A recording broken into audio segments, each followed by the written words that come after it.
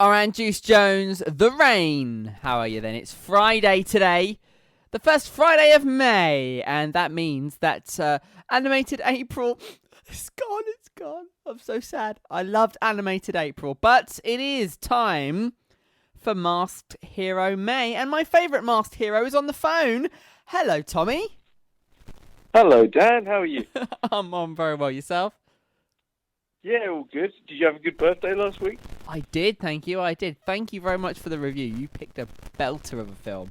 Great film, of course. Well, I try, but I guess in retrospect to that, I'm actually kicking off this month with a different kind of film. Not one that's not necessarily beloved by people as such, but it's a film that I very much wanted to talk about on this radio. It's a movie from 1997 called Batman and Robin to kick off Masked Hero May. Okay. Now, if anybody listening has heard of this movie, you know what you're in for when you hear my review. Right. Okay. It really is a sight to behold.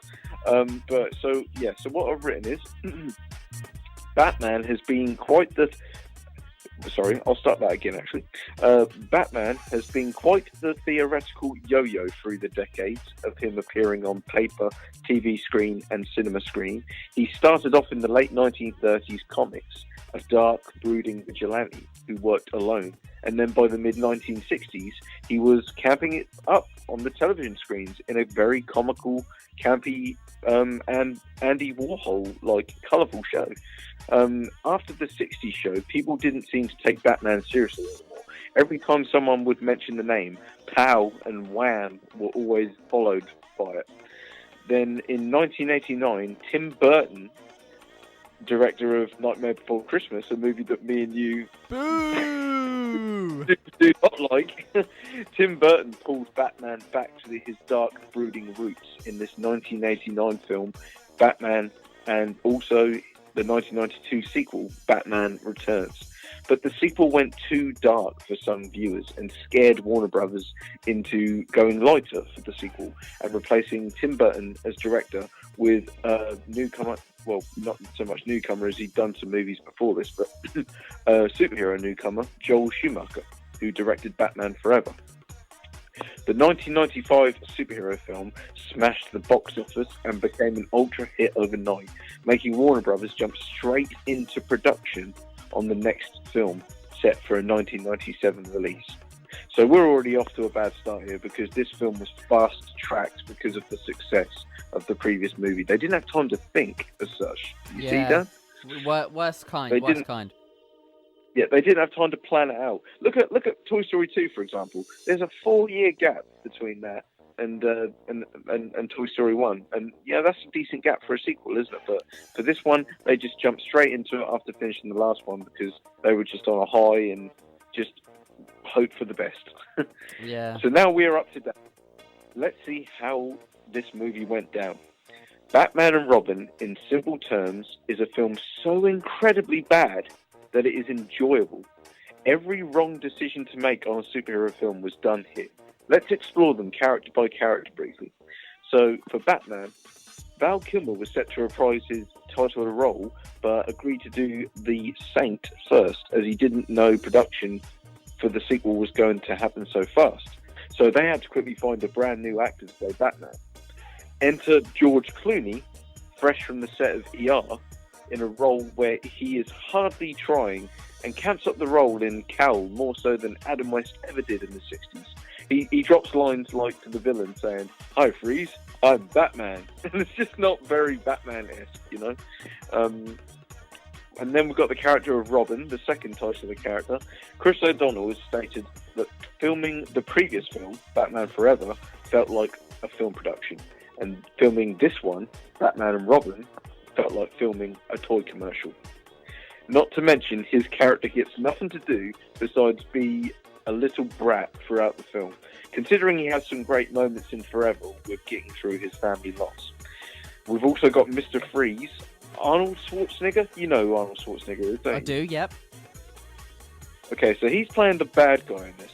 Arnold Schwarzenegger was told by the director Joel Schumacher that if he didn't play Mr. Freeze, then Joel Schumacher would not direct the film.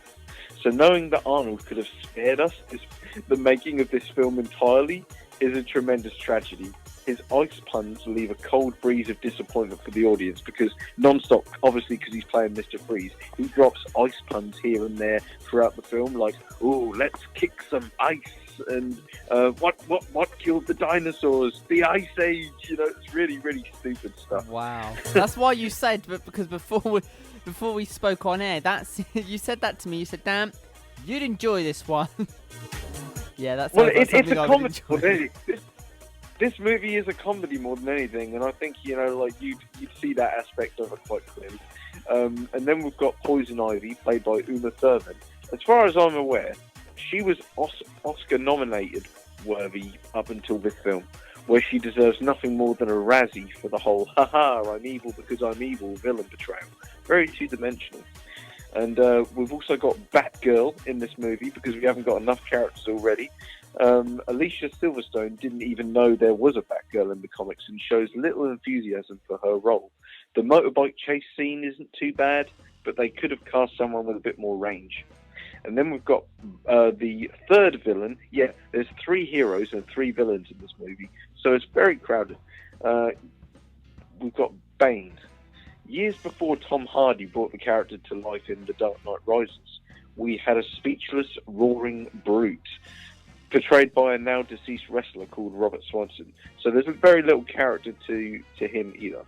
Everything in this toyetic film is done just so the studio can profit off of the toys and the merchandising, which is all wrong, as the movie should not be a sponsor for the toys. It should be the other way around. The toys should be the sponsor for the movie. Yeah. And there's even a scene. Oh God, there's even a scene where Batman is bidding on something against Robin, and they keep weighing up the bid, like, oh yeah, 1 million, oh yeah, 2 million, and then Batman says 7 million, and then he pulls out a Bat credit card. Batman has a Bat bank credit card in this movie. Wow. And like, it sounds like something made up, but it really isn't. Someone legit thought that would be a good idea.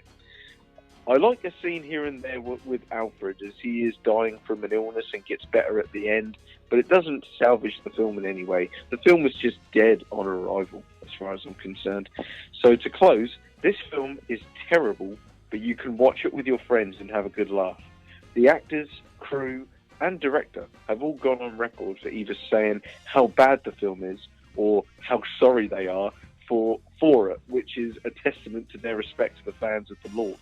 It is a shame that director Joel Schumacher, R.I.P., he only died last year. So did he really? R.I.P. Bless him. Yeah, he did. Yeah. He was. I think he was like 82 or something. So yeah, he lived to a decent age. So Joel Schumacher has this on his CV, as I hear he made some other great films in the 80s and the 90s and the early 2000s. So it's a shame that he does have that on his CV still. But thank you, Christopher Nolan, for saving the franchise 8 years later and proving that Batman films can have emotion, drama, and quality, as well as letting the corporate Hollywood studios still sell their lunchboxes. And then I ended the review with a simple quote. It's the very first 2 lines from the movie. Robin and Batman have just suited up in the Batcave, and they're watching as the Batmobile rises from the ground. And Robin just breaks the silence with, "I want a car. Chicks dig the car." And then Batman just turns and says, "This is why Superman works alone." And then I can't stand it. The corny dialogue is just beyond words at this point. So all in all, I was going to give it half a star, but to view it as a comedy, it's quite funny. So I'm going to give this movie 1 star out of 5. And the movie, before you ask, is rated PG. Wow. Yep. To have you on Masked Hero May, Tommy, bad-mouthing a Batman film, I mean, you're a huge Batman fan, am I right? Well, yeah, no, yeah, I'm a religious Batman fan, but I figured I'd start at the bottom only so I can go up to the top. as the month proceeds, because there's some very, very good superhero films out there that I look forward to dipping into as we progress. Awesome. And to be fair, Tommy, this month, end of this month, we've got some great news here in Felixstowe as well. The Palace Cinema is reopening after refurbished works, end of May, early June. So that's exciting stuff. And we know the guys at the cinema absolutely love hearing your reviews in the morning. So shout out to those guys at Palace Cinema in Felixstowe, of course. Obviously, where else would it be? Well, Tommy, 1 star. Oh dear. I'm happy to have kicked off the month with a bang, as it were. Well, or a lack of bang, as it would be with that 1 star. Well, Tommy, thank you very much for that review. Harsh but fair. Happy to be here, Dan. Happy May Day. Yes. And I look forward to seeing what other superhero films we cover as we proceed. Awesome stuff. Well, Tommy is back on your radio next Friday morning here on Felixstowe Radio. And of course, another one for Masked Hero May. Tommy, have a great weekend. You too, Dan. Take care, and take care, everyone.